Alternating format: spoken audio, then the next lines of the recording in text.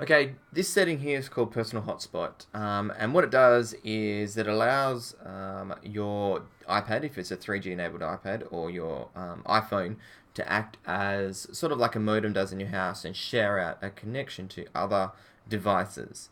As a school, we're asking students, of course, normally to connect to a Wi-Fi connection like we have here that's set up that we actually ask them to use if they're going to communicate over the internet.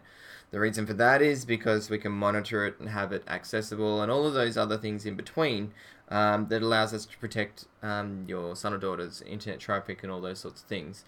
Same as at home, generally you can monitor the communications over your Wi-Fi if you set up the right protocols and have some software on the devices and all those sorts of things in between that we'll get to later.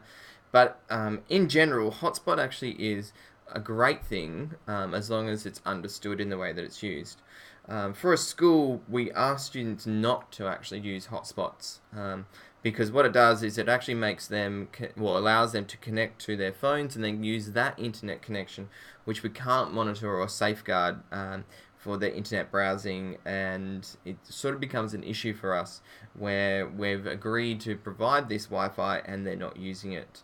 Wi-Fi hotspots or hotspots in general allow you to set passwords up and allows you to set a name. Now, more importantly, if I was to turn on this hotspot on my iPad, which can itself act as a hotspot for other devices to communicate out of to the internet, then it would ask me. It would say the name of my iPad, and it would ask me for a password, which you can see here is 1234567 8. And it's the same on my phone.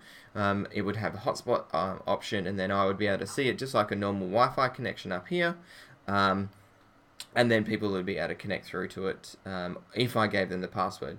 You can have up to 4 people connecting through to a device, but a word of warning, it destroys and consumes your battery life a lot. So in other words, you can really hammer and lose 30% of your battery after an hour if you're using it as a significant way of accessing the internet. So personal hotspots are great if you've got a device that has no 3G card and you're sitting in a park and you want to go and check your email, but it just needs to be used with caution. And from our perspective as schools, we ask students not to use it. And generally, we'll see if they put it up there because when we go to here, it'll show up their name or show up the name of the device, and then we'll be able to start to track it back to where it is in locality. But remember, Wi-Fi can stretch up to 100 meters, so it becomes a bit of a problem. So we ask students not to have it on at school.